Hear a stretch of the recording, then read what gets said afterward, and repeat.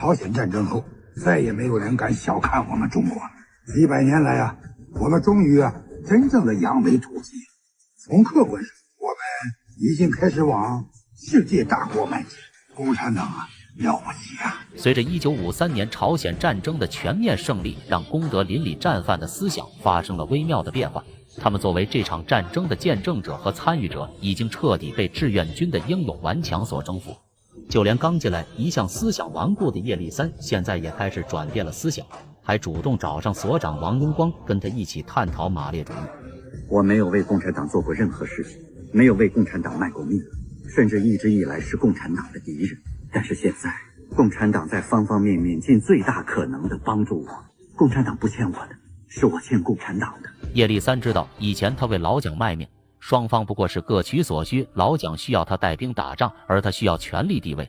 现在进入了功德林，我党不求回报，好吃好喝，让他们安心改造，让他明白谁才是真正关心他的人。为了能给社会主义建设添砖加瓦，叶利三主动申请让功德林给他安排工作。在所长跟政委的商量下，让叶利三来到了北京的一座灯泡厂担任工程师。原因还是因为叶利三曾去德国留过学，有扎实的电气制造理论，安排他到电灯厂也算是专业对口了。除了叶利三思想进步之外，黄维的思想也受到了不小的影响。他在学习马列主义的这几年中，并没有原地踏步，经常会写一两首小诗，抒发自己的学习心得。山中日月长，心中何荒凉。学习知马列，劳动身体强。远看雁来路，流水向东方。这首诗写的不错呀。不错吗？黄维的这首打油诗大致的意思就是想反映他的心情，从刚进功德林时看不清方向，现在通过学习了马列主义，终于看到了希望。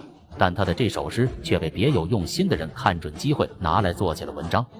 黄维因为之前为蔡守元出头得罪了周养浩和徐元举，所以这两人处处想找机会整倒他。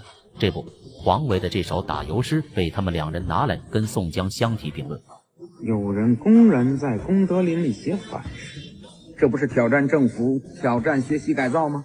没错，这是绝对的挑战。这是一颗炸弹，一颗原子弹，抓紧时间把它丢出去，看他以后还敢不敢再找我。很快就到了1周1次的学习讨论会，众人都在积极地发表自己上1周学习的心得。迫不及待要整倒黄维的周养浩两人在这个特殊的会议上站出来抨击黄维，污蔑他写了反动的诗，还把他贴在公告栏上。山中日月长，心境何荒凉，什么意思啊？这说明他刚到功德林的时候心情不好，看不到前途，看不到光明。不对，这说明黄维在功德林里不思忏悔，度日如年，他还想着从前作威作福的生活。没错，就是这个意思，清清楚楚。你们这两个小人。随后周养浩变本加厉地表示，后面的2句学习之马列更是反动中的反动。作为一个学员，应该说敬马列或信马列，把学习到的马列主义用来改造世界观，不是你诗中所写的什么学习之马列。你要是都知道了，还学它干嘛？回避，无耻！周养浩和徐元举以为这样就能整倒黄维，但这哥俩太小看我党的宽容大度了。新中国成立后实行的是言论自由，就连他们这些双手沾满我党人员鲜血的特务都能得到饶恕，几句话几手打油诗算什么？这两人就是以前当特务的时候大搞文字狱习惯了，但现在也不想想是什么时代，单凭1、2句诗就想达到他们的目的，简直是痴心妄想。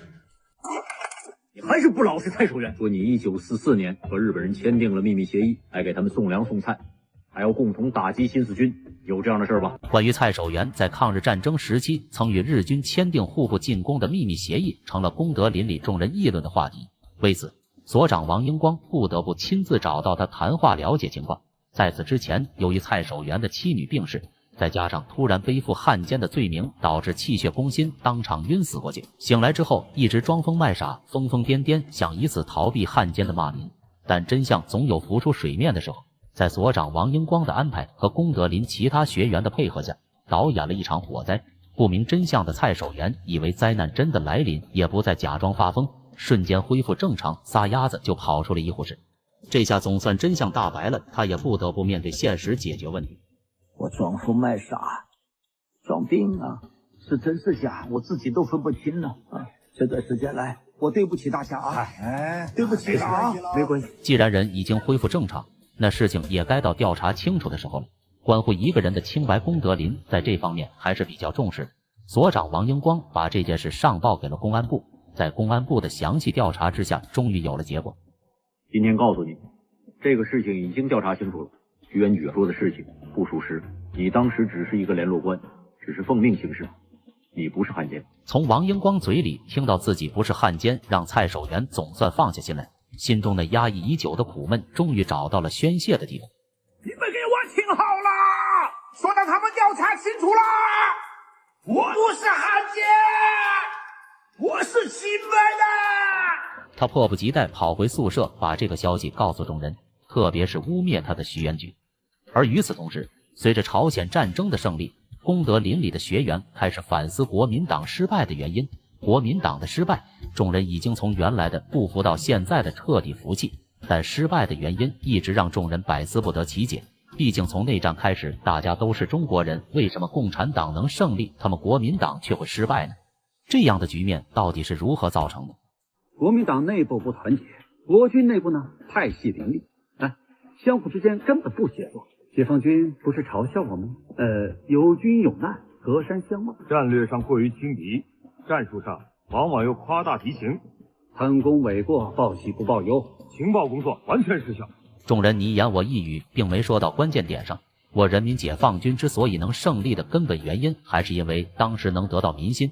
众所谓的民心者得天下，有老百姓的帮助，我军才能在多场战役中以少胜多，以弱胜强，长盛不衰。而他们到目前为止还不明白这个道理，看来思想认识水平确实还有待提高，改造道路也是道阻且长。但并不能说这些战犯没有进步，他们能在功德林做出这样的反思，认识到蒋介石集团内部的腐朽和反动，已经开始慢慢接近真理。